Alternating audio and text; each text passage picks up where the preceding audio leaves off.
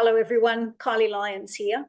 Before we get into today's edition of the WPC Inspiration Series, I just thought I'd let you know that our interviewee was so generous with his time and information that I decided to break it into two videos. So the first video, you will see us talk about the actual image from the WPC 2025 edition. And the second video will be how the editing was actually achieved. So be sure to watch both videos. Now, over to the recording. Hello, everybody. My name is Kylie Lyons, and I am the CEO of the World Photographic Cup. And welcome again to one of our WPC Inspiration Series. I don't know if we need to call this an edition or an episode, but today we have a very special guest. We have Edwin Godinho, or I've been allowed to call him Babedi. Now, Edwin is on the opposite side of the world to me. I'm coming to you from my studio here in Sydney, Australia. But Edwin, where exactly are you right now? I'm based in the United Kingdom, mainly on the outskirts of London, the suburbs, about 20 minutes from London Bridge, a place between Coulsdon and Sutton. It's called Woodcote, in the United Kingdom in Surrey. In Surrey, wonderful. I've been to the UK only once, but love to get back there again. So thank you, Edwin, for being part of our Inspiration Series. We will be talking about your image a little bit lately, but for starters, give us your elevator pitch. Who are you? What do you do? Right, my story goes back I'd say about 20 years, or it's a little more, about 25 years. My brother used to be a very good photographer, and he did a lot of press photography as well as, but wasn't in any particular genre like, say, landscape or wildlife. And for me, that was my first time holding a camera, probably when I was about, I reckon, 15, 16 years of age. And then after I finished my college, I moved to Europe about 25 years ago. And the first stop for me was the Republic of Ireland. So I spent time in the Republic of Ireland in Dublin. And at the time I was young, single. And my way of finding time out was basically traveling to the counties of Ireland. And then the first thing I saw was the sheer beauty of the place. And I said, I need to capture these images. And what I did is I first walked into a photography shop in Dublin and pretty much picked up a second-hand camera at the time. And it was a film camera. And basically the rest, as they say, is history. But in the old days, you just put in a film, and every weekend after work, I normally went to the counties of Ireland, clicking landscape photos.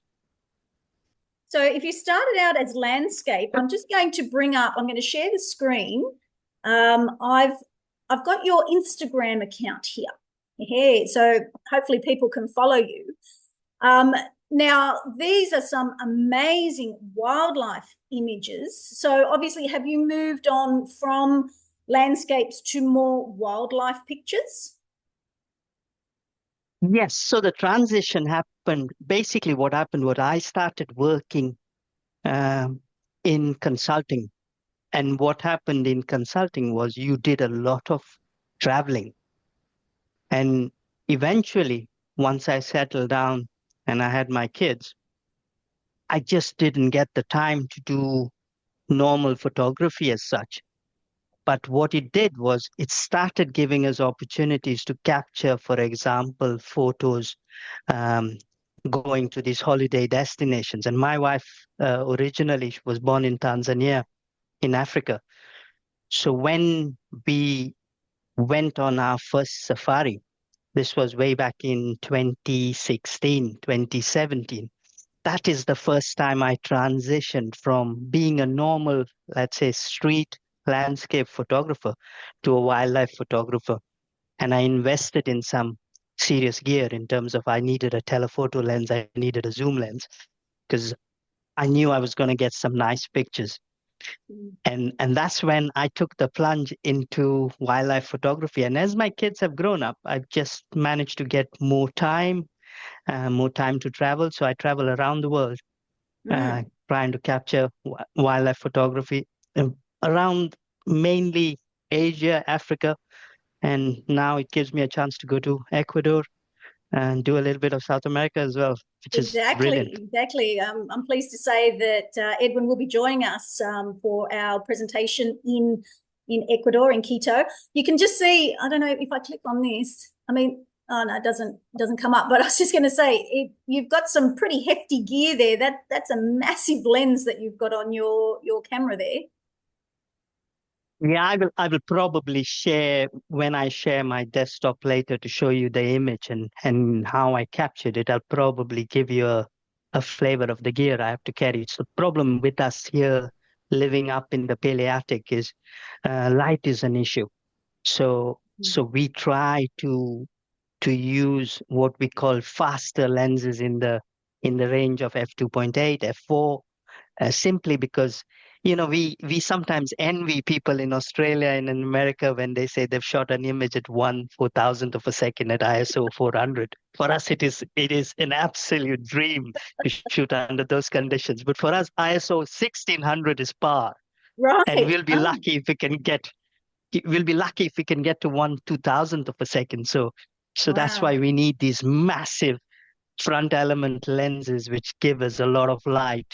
Wow. So that's one of the, I guess, the challenges you face being where you are in creating your photography.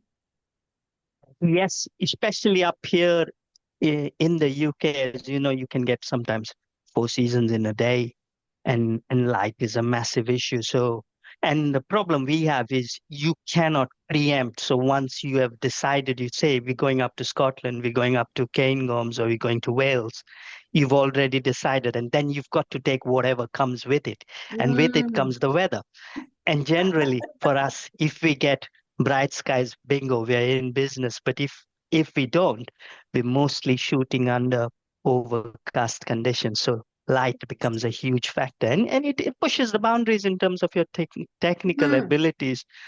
abilities to push, your ISO high, try to compromise and try to do something clever Well, I'm going to and share my innovate, I guess. screen. So this is your World Photographic Cup image. So this is actually won the best of nations. So what that means is it has been judged within our competition, and it was the highest scoring print for team. Well, we call you Team United Kingdom, but you all say Team GB, Team Great Britain. So I guess it's all the same.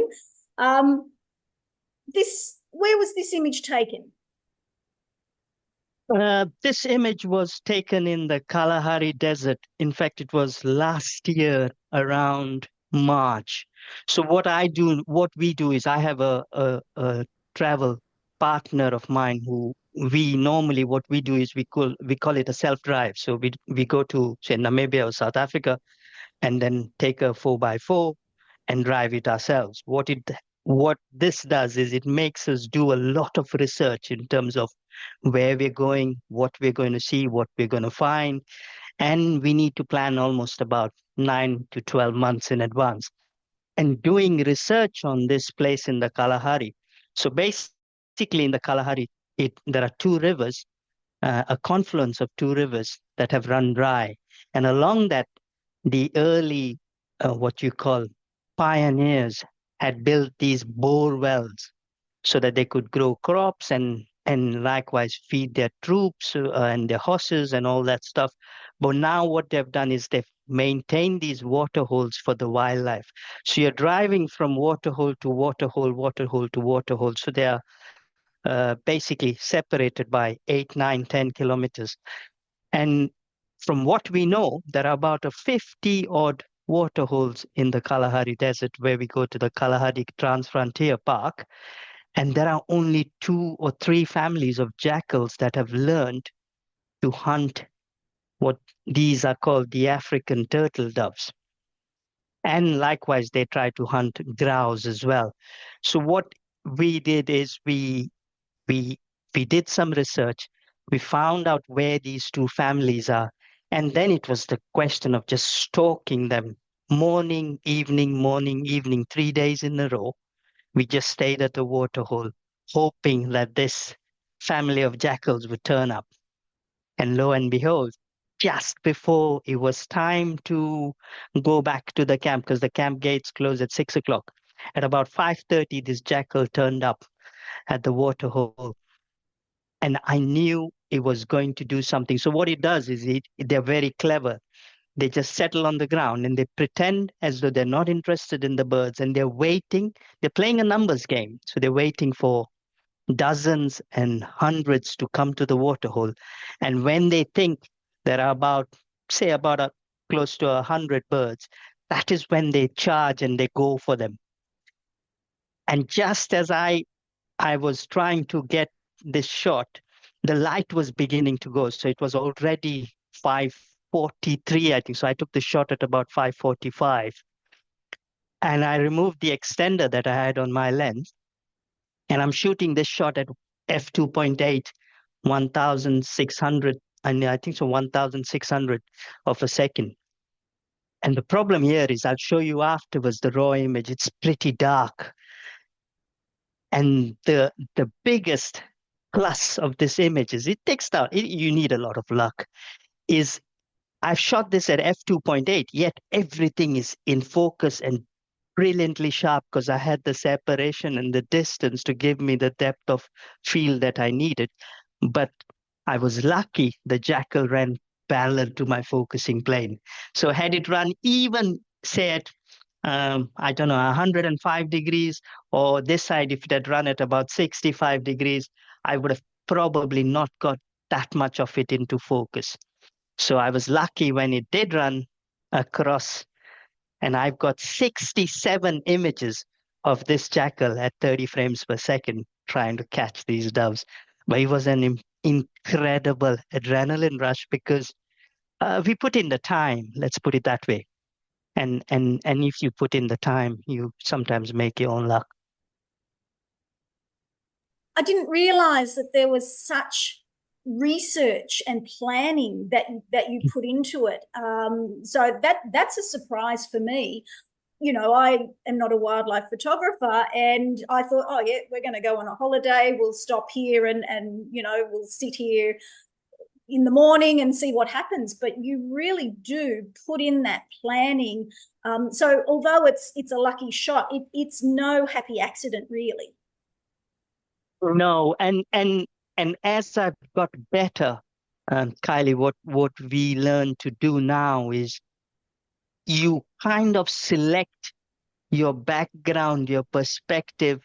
You park your Jeep at a particular angle, and you're looking through the viewfinder and then hoping a subject will turn up there. And that's how you get in my books. Yes, you could probably turn up at a waterhole and get a lucky shot. I'm pretty certain a lot of people have, but we do beyond that. So, and what happens here as well, because you're driving north to south and then south to north again, there are certain waterholes which are good in the morning, and there are certain waterholes that are good in the evening. So sometimes you could be shooting completely against the light. So this waterhole is good in the evening, and this was late evening. So for example, if this happened in the morning, maybe I would have got a brilliant shot, but I wouldn't have been at this angle that I'm at. Probably I would have been on the other side and shooting slightly at an angle. So there are a lot of factors that fall into play before you can get this, what you call a nice shot. But I was really pleased with this, because I could have selected about 6 or 7 frames, all of them pretty good. But I like this one because his ears are nicely pricked up. And the third frame after this, he's got that turtle dove in front of him between the jaws. Oh wow! So he did actually get some dinner. Yeah, he grabbed it by the tail. No, he didn't manage to nail it. So for them to nail the turtle dove, they need to grab it either below the feet or along the head. So what he did is he grabbed the tail and he's got a bunch of feathers in his mouth, but the Wow. one got away. Wow. The magnificence of nature, and you got to actually witness that, which is amazing. We should point Yeah, out and that although I was going to no, say, it's what the image doesn't capture is the adrenaline rush. You know it's going to happen, and that's the other thing. And that's why I think wildlife photography is the hardest genre, because you don't get a second take. of Yeah, you course. either get it or you miss it. And I've been in another scenario like this here where I've taken another fantastic shot, and it's in one of the short lists for another award of a lion mating. And my friend who was sitting with me in the Jeep, he's missed the shot. So that is the thing. And you've been there quite often. Sometimes you've been there, it has happened, and you've missed the shot, but you don't get a second chance. And this was the amazing thing is I tracked it nicely and I got it beautifully. And I'll show you, I've hardly cropped it, so it's almost full frame. Wow.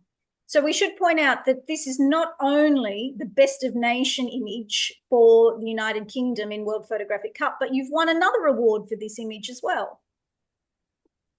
Yes, I have. And this, it went in around the same time. So it was the British Photography Awards. And I put this same image, and there are three of them basically, a fraction of a second apart, but it's the same sequence of the jackal going for the turtle doves, and it won the British Photography Awards in the category land animal. I'm Wow. really pleased because just being on the stage with 19 other top photographers in the land was an absolute buzz. Well, congratulations. It is an absolutely amazing image. Now, I'm just going to ask you a little bit. You might not know all the answers here, but obviously, this image was selected to be part of Team United Kingdom. How about did that happen? Did you get a phone call from the team captain, or did you have to enter it into a submission process? How does it work in the United Kingdom to become part of the World Photographic Cup team? So we've got a couple of associations. I'm a member of the Society of Wildlife Photographers, and then there is the British Photography, or the BIP. There are two associations where there is a monthly contest. So what happens is it's all like-minded people in different categories of photography who send in images every month for a monthly contest, and then they're judged through a process. And this one was in the July Judges' Choice Award. And the team captain, who happens to be Tracy Lunn, she's a member of both the societies, or both the Society of Photographers. And that's when she saw this image, and it is well publicized. So if you look at the Society of Wildlife Photographers on their webpage, this image got the Judges' Choice Award. So, Tracy, being the team captain, said, Ed, I like this image, and I think it is going to be doing well in the Team GB contest for the World Photography Cup. You mind if we put this through? I said, no, I'll be absolutely delighted to represent Team GB. And that's how we put this photo through. And I think so. There's another lady called Frankie as well, whose image is in there. She also belongs. In fact, she won this year's Society of Wildlife Photographers Wildlife Photographer of the Year contest for her Wow. image. So her image is in there as well. So through the society, both the societies, they look at probably dozens of images, and then they make a choice in terms of which images they think they should submit for the team award. Fantastic.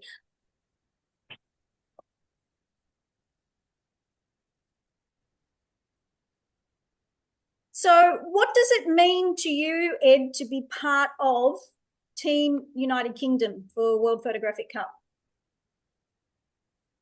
Well, I think it's a privilege, because you talk about me. I'm not a professional photographer as such. I have a day job, and I see photography as a side hustle, or I just get extreme pleasure and it's my passion in terms of photography. I'd like to do it full time, but unfortunately, it doesn't pay the bills at the moment. So for me to be associated along with professional photographers who do this for a living is an absolute privilege, I think so. And just to represent Team GB is fantastic. I've never represented any nation in anything, so for me this is a first. And to represent Team GB in the World Photographic Cup, it's amazing, just So I guess superb.